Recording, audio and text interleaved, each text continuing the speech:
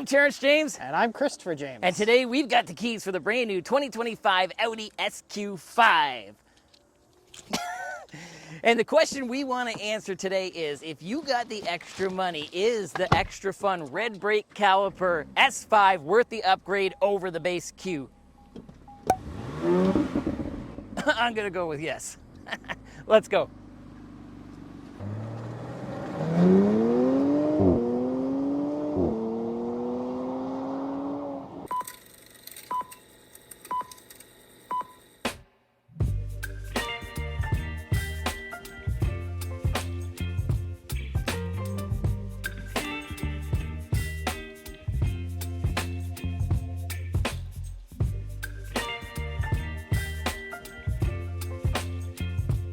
All right, Chris, we're off, and it is the facts portion of our review. So, we were saying in the beginning, if you had the extra money, is this S with the fancy red brakes and the pop noises out the back, 20, 30,000 upgrade over the base? And that's kind of what we want to look at here, because it is a big jump.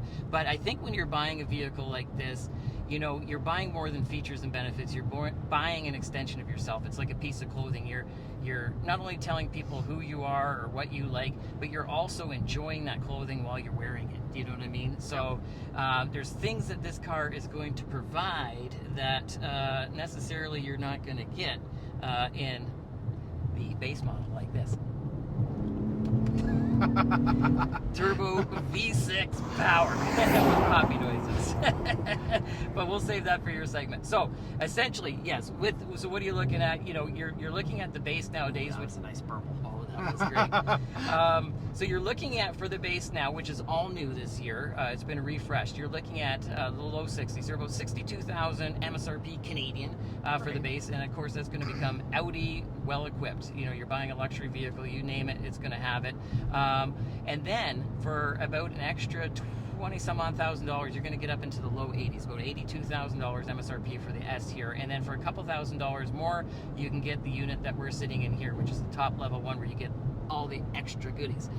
So that's really what I want to talk about. So with the refresh, this is exciting. So with the refresh now, this is no longer sharing a platform with its VW counterparts, which wasn't necessarily a bad thing, because the VW group had one of the best platforms out there with the MLB. But now they're also sharing with the rest of the company with the Porsche division. So the Macan is one of the best selling vehicles for this size. It's wonderful. Hopefully we get a chance to review it.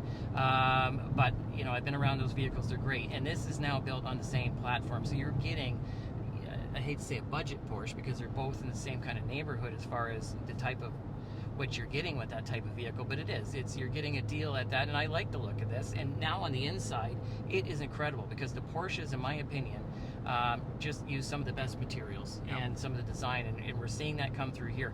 But on the outside, you're getting new front fascias and rear fascia, and then on the S, they get their own as well. So I really like this very aggressive look front and back. And just in general, this vehicle now, it looks, same with the Tiguan, it looks a lot more utilitarian. Like a lot of these vehicles now are looking a lot more like they're talking about rugged. Yeah. It's an SUV. And I like in this S model too, how they have kind of like the Audi rings built into the grille design too. Yes, I really love Audi's great about doing stuff like that. So on the S, you're going to get that and its own unique look. And one of the cool things that we were being shown before we came here is, with the S package and that extra upgrade with the Technic, I think, what was it called? Yeah, Technic package. Yeah. What you get is the new OLED front and rear lights, because remember LED, which the base has, and that's a big thing. LED lights. This has OLED, so it's like your TV and everything Organic else. LEDs. Yes, extra bright, extra thin, and they're programmable. So hopefully we'll show you on the B-roll. But what you can do is try to. And that projection brake light on the back as well, that shows Quattro on their which window. is just way too cool. Some people might think is gimmicky. I really think that kind of stuff is cool. And they actually, with the ambient lighting in here, which a lot of luxury cars are doing, and even my Volkswagen has all like 30 some odd colors, which this vehicle's all got, that type of thing. But also there's this strip of light around the front here, and when you turn your turn signals on, you can see them up here. Like, how cool is that? When you turn on your heated seat over there. And I'll put my cooled one on. It's a little bit hot for the heated seat today. It's 30 degrees. We're trying to do bake me. But as you can see, hey, that's my car. This is my Golf. Anyway, so the nice thing with this is, though, with this lighting, it's personalized. So both the front actual lights and rear lights, you can personalize on your infotainment. So when you turn on the car, you lock or unlock it, it does like a little dance. Yeah. That's unique. It's incredible what they've done with that, because I remember thinking when I bought my Focus Titanium a few years back, I thought the ambient lighting they put in that was cool. But And it this was thing at the blows out time. of- Do you know what I yeah, mean? it was, because it had light up cup holders and light up footwells. But I also had a Palm Pilot that had a 0.3 megapixel camera, and that was really cool at the time. But, you know, honestly, it's really, really neat. I like, you know, there's just features like you're not going to get with the Volkswagen or even in the base one that's really, really cool. And then what else are you talking about that's unique to the S is, we're going to just stick on the outside for a minute, of course, those red brakes. Yeah. You got those bigger upgraded brakes. You got these beautiful, I think they're 21-inch. yes, I believe so. Yeah, and gorgeous, gorgeous wheels on there. And then when you come in here, again, you've got this amazing steering wheel. It looks like it's out of a Ford, not Focus. It looks like the GT. Oh, the Ford GT. Yeah, that's right. Yeah, okay, with the double flat bottoms. Like, that is super awesome. I was gonna say, where are you going with this Ford comparison? Yeah, I know, but this thing is well, it's kind of like the woo. I tell you, that is incredible.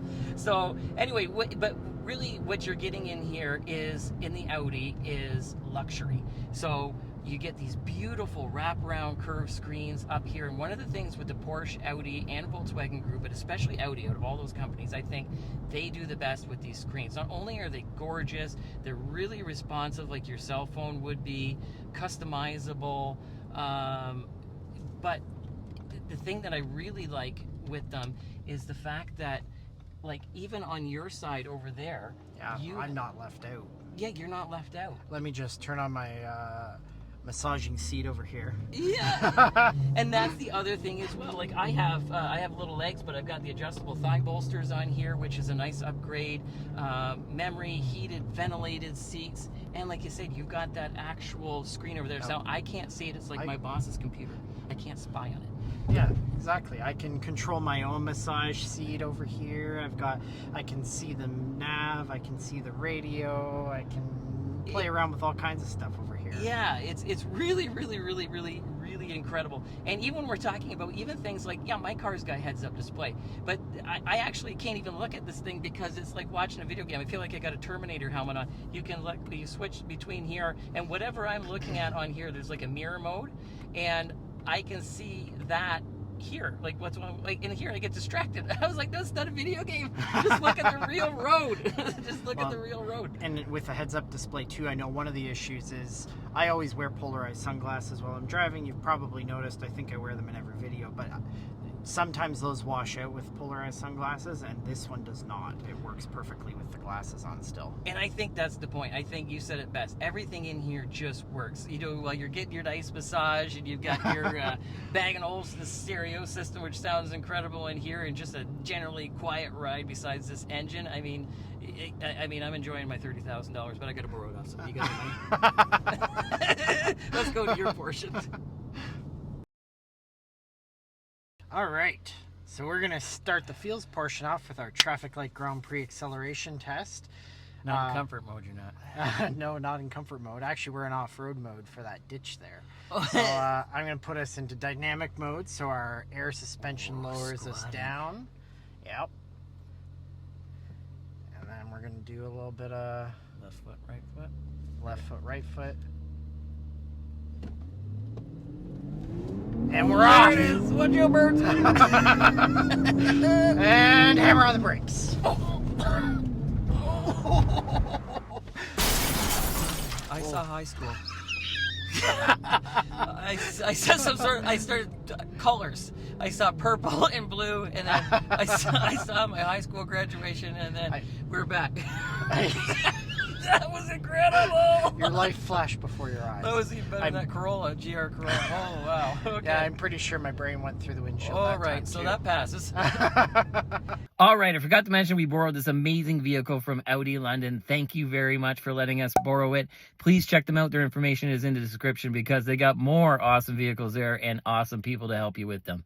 And that air suspension, we forgot to mention in the facts portion, as you were saying, is pretty cool. So it's got all different kinds of things. You can, there's a button in the back, which you can probably see from the B-roll, where you can lower it down if you need to get heavier items, or it has self-leveling. With the off-road, it does raise it up a little bit to give you a little bit more ground clearance. And then the opposite, when it's in that sport or dynamic mode, to give you the extra little bit of aero you need to get through the wind. So really, really impressive there. So as we were saying, really with the S, you're getting the powertrain. That is the big bulk of that $20-something thousand, right? You're getting over 100 horsepower, poppy noises out the back. The watch road works really, really well. It is a front bias system, but it really, you can't tell. It seems to be very dynamic, just as it says, right? Yeah. But yeah, it really does feel special. Like, you know, like I really do like Volkswagen products in general. They're great. I often joke about them being budget Audis, but once you get into this, it's totally its own animal. It really makes, this is something that really outclasses your car. Like I was saying the other night, I messaged you the other night when I was looking at the specs for this car in preparation for the review, and I was like, you know, I can't really see much different between your car and this, other than a few options like the massaging seats and stuff. But once you get into this, you can really tell the difference in the engineering and the thought that was put into dynamics. It is its own thing. Yeah. Okay. Here we go. Here's a fun corner here. Yep. Oh wow, that was awesome.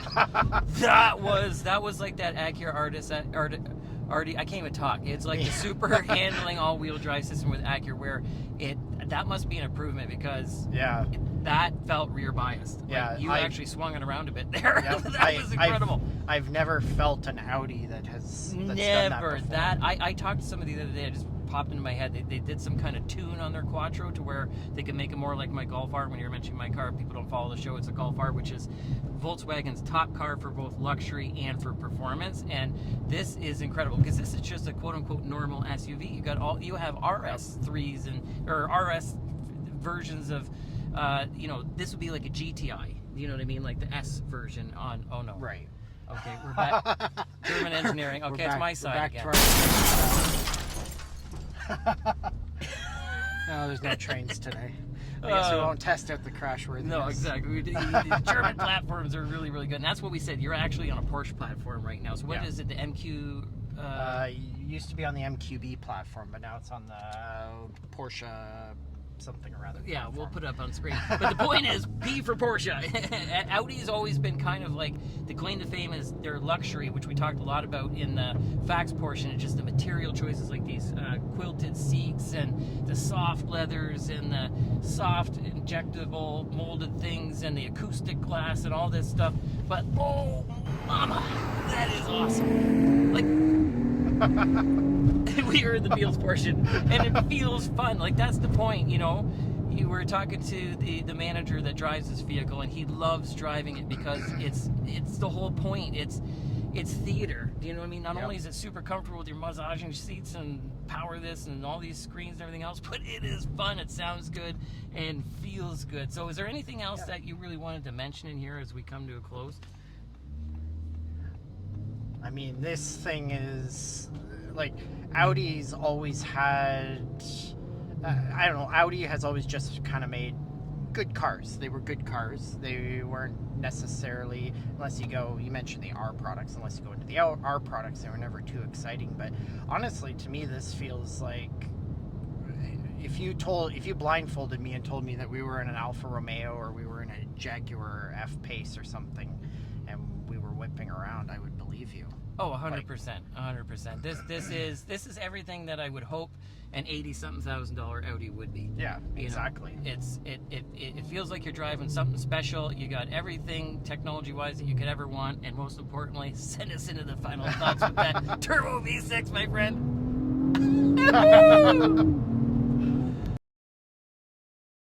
All right, we're back in its final thoughts time, and we started off this review joking around saying, if you had the extra money, is this worth the upgrade over the base Q5? And I'm going to spend your money for you and say it is. I'm all about those V6 poppies. But what did you think, Chris? Yeah, I mean, at this, I get that it's about $20,000 more, but at this point, you're basically getting a Porsche. So in that case, if you think about this as essentially being a budget Macan, you're actually getting a pretty good deal here. So I couldn't agree more. Get this one. Don't bother with the regular Q5. And really, also that you're getting for that $20,000, as we said, it's not necessarily your features and benefits. You're buying an extension of yourself. And if you like a nicer piece of clothing than what I have on right now, I'd have to say this is worth the upgrade. Thank you for watching. Please subscribe, turn on the notifications, and check out some of our other related reviews because it really does help. And then swing on over to our Facebook and Instagram page where we have great articles and more content by Chris here. He does a good job. And Mom, I'm coming for you. I'm going to look right at the camera. Okay, I'm your son. Okay, it's over here. It's that button right there. No, over there. Okay, Just press it. It's the red one.